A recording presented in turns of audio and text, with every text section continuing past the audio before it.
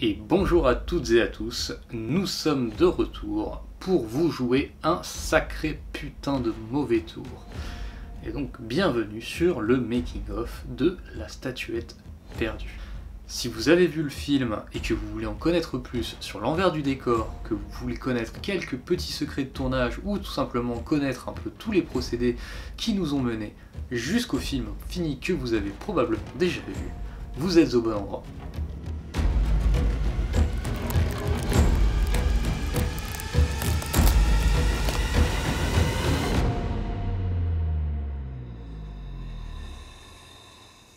Alors avant toute chose, on va peut-être parler un peu d'écriture, puisque c'est forcément par là que commence un projet.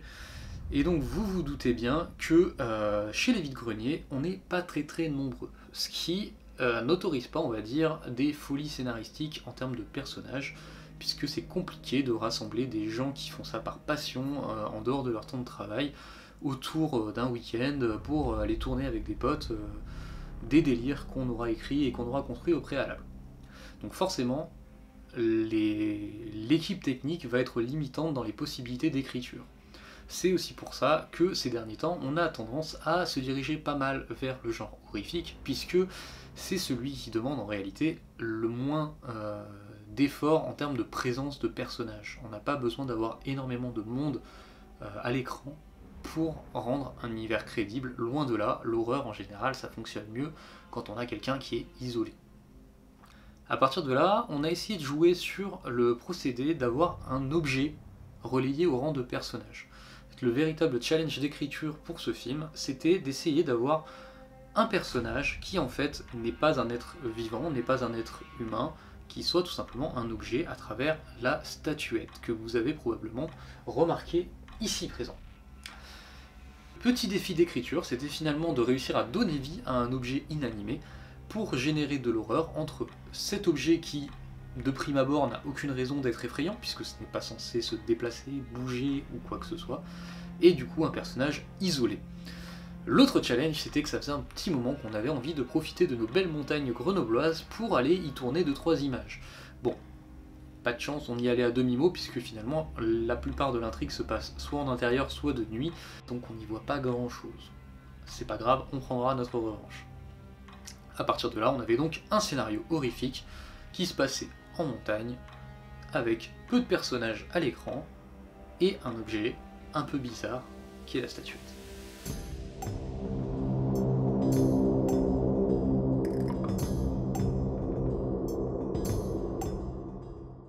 On a écrit ce scénar, et on a commencé à gérer les préparatifs. Et là-dessus, on a pu cette fois-ci être épaulé par la présence de Pierre, oui, un autre, qu'on appellera Bruno par souci de distinction des pierres, sinon on ne s'en sort pas.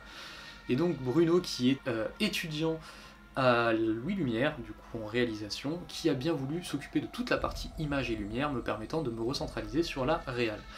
Donc on a fait un départ de Paris, mais étant donné que rien ne doit jamais se passer comme prévu, ce qui était initialement une semaine de retraite en montagne pour tourner le film tranquillement, s'est avéré devenir un 48 heures, puisque il fallait qu'on soit parti le mercredi soir. On partait le mercredi, on arrivait le mercredi soir sur le lieu de tournage vers minuit 1h, et on tournait entre jeudi et vendredi, puisque le samedi, le comédien principal avait un impératif, et que le dimanche, on devait être de retour sur Paris pour des examens le lundi et le mardi. Du coup, ça nous a obligés à vraiment préparer ce tournage en amont, que ce soit par le découpage technique qu'on avait élaboré et dont on a beaucoup discuté, que ce soit par le tracé d'un storyboard qui nous a permis d'y voir beaucoup plus clair sur la direction qu'on allait adopter, que ce soit à travers des photos du lieu de tournage pour que ceux qui n'y étaient jamais allés puissent avoir une idée aussi de l'atmosphère qui pouvait y régner. Et on a pu finalement dresser un plan de travail assez rapidement, et dès le mercredi soir, quand on est arrivé sur place, on avait plus ou moins tout préparé, il n'y avait plus qu'à déballer et à se mettre à tourner.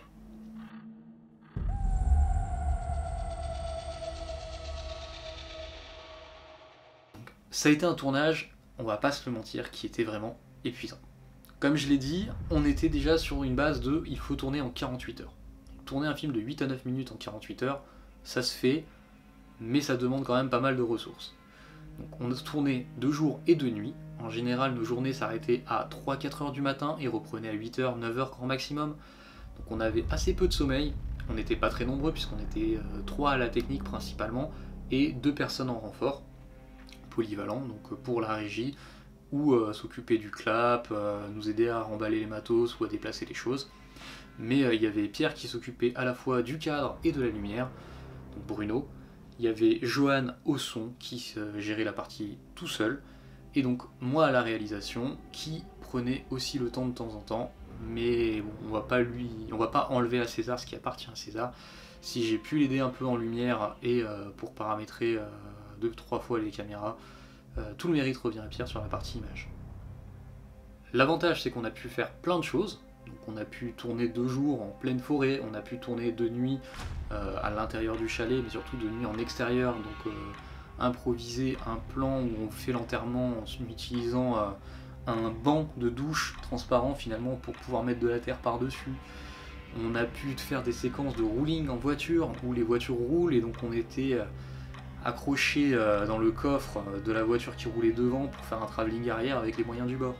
On a pu expérimenter vraiment plein de choses et c'est l'avantage de ces tournages, c'est que le manque de moyens, que ce soit technique ou humain, pousse à improviser et à trouver des solutions pour réussir à produire les meilleures images et le meilleur son qui soit. Et en toute honnêteté, je suis très heureux du résultat auquel on a réussi à arriver, compte tenu des moyens humains ou financiers qui ont été déployés pour ce projet, puisqu'on est autoproduit, donc forcément on ne peut pas non plus se permettre trop de folie.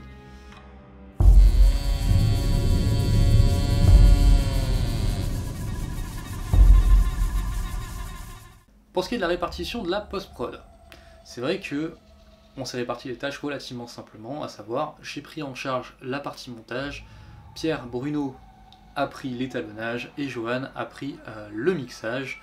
Et donc à nous trois, on a pu assez rapidement établir une première base de montage, puis finalement des versions définitives afin qu'ils puissent se mettre au boulot sur l'étalo et le mixage.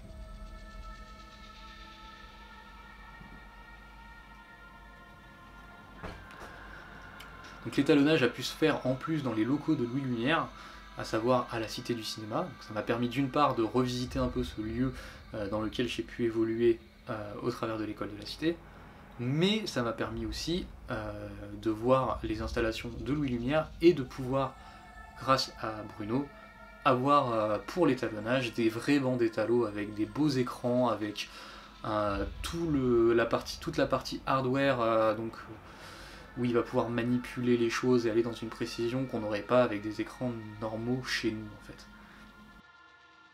La Statuette perdue se veut être un film qui est relativement assez sobre au niveau des effets spéciaux. On a très peu d'effets numériques qui ont été rajoutés en post-production. Néanmoins, on peut en comptabiliser 3, à savoir l'encadrure de la porte dans laquelle apparaît la silhouette, qui est en fait une espèce de compositing entre deux plans qui sont superposés et vite effacés, mais également la scène avec le rétroviseur qui montre une silhouette, qui est également un compositing de 2 plans, et du coup le dernier plan qui nous a donné pas mal de fil à retordre, c'est celui où on découvre la forêt après que Kevin ait enterré la statuette, mais avec seulement la voiture, les phares encore allumés, et personne dans le décor. Alors c'est un plan qu'on a en fait tout simplement oublié de tourner sur le moment, et arrivé au montage, je me suis dit qu'il manquait cruellement quelque chose et qu'on pouvait pas passer du coup du noir suite à l'enterrement à la voiture à l'intérieur avec le téléphone qui sonne, et on avait besoin de voir ce cadre vide pour se poser les questions de savoir ce qu'il était advenu de Kevin. Donc ce plan, en fait on a dû le reconstituer de toutes pièces à partir de petits fragments d'images. Donc on a fait des arrêts sur image de plusieurs passages du plan qu'on avait tourné, et à chaque fois on faisait en sorte d'avoir Kevin un peu à gauche, Kevin un peu à droite, et un peu à la manière d'un puzzle, on a tout réassemblé pour recomposer un plan où Kevin n'était plus là.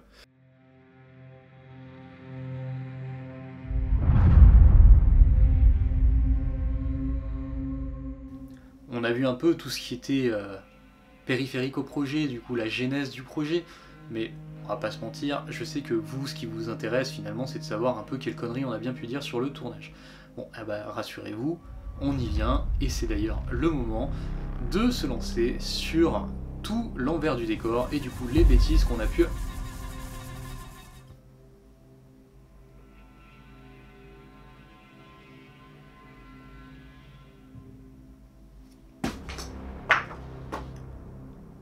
les bêtises qu'on a pu du coup déblatérer sur le tournage. Ça va être cool sauf pour Kevin. Ouais. Qui... Il aura un peu du mal à marcher, il va trébucher un peu pendant les plans. Voilà, il va un peu boiter à son retour à Grenoble, donc je m'excuse par avance à Laetitia. Il sera disposé dans un sens, pas dans l'autre, dirons-nous. Trébucher, j'aurais juste à être naturel et c'est bon. Juste être naturel, voilà, tout à fait. Merci. Aujourd'hui, on va apprendre comment communiquer avec autrui par téléphone. Pour ça, il me faut un téléphone. C'est pas la caméra que je regarde, c'est le Gugus qui est derrière. On a toutes les portes fermées et toutes les fenêtres. Ouais. Je pense que c'est autre chose. Ah, il y a pas son. Non, c'est quelque chose. Je m'étais mis l'ombre sur un repère rocheux et là il est monté au-dessus du repère rocheux quoi. Génial Loïc. Du coup, on est parti. Non. Non, mais pas. Non, mais là, je sais qu'on n'est pas parti. C'est une expression. On est sur le départ.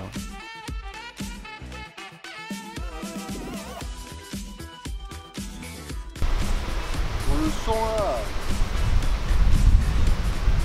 Cadeau quoi.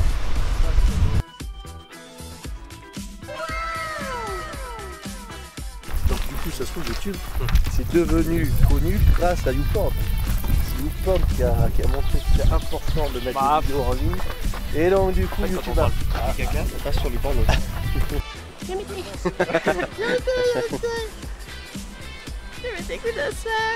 Oula, oula, avec cette voix ça commence à prendre une drôle de tournure là. Oula, oula là. Rajoutez-en. Moi je m'en vais, hein. Ça va être démonétisé ce connerie. C'est ça, fous-toi de ma gueule. On voit bien que t'es pas à ma place, hein. Mais qu'est-ce que tu veux que je te dise? Je suis à 50 bornes de chez toi.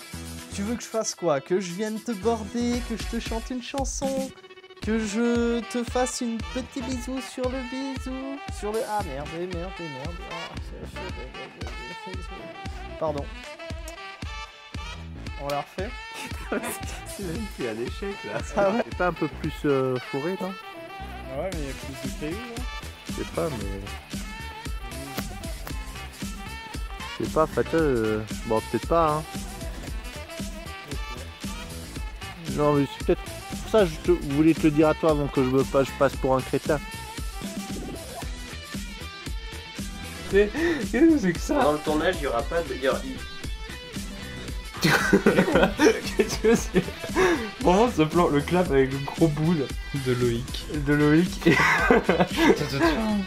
ah ouais, c'est vraiment c'est l'érotique. Pendant le tournage. Merde. Allez. Ça c'était gratuit. Et donc on est samedi matin, il est 15h54 et vu qu'on s'est endormi à 4h, c'est le matin. C'est le matin, on s'est endormi à 4h là, ouais, c'est le matin. Et histoire de pas partir en ayant juste fait de l'intérieur un plan dans la forêt de jour et tout le reste de nuit à rien voir, on profite un peu du paysage. Allez, donc voilà.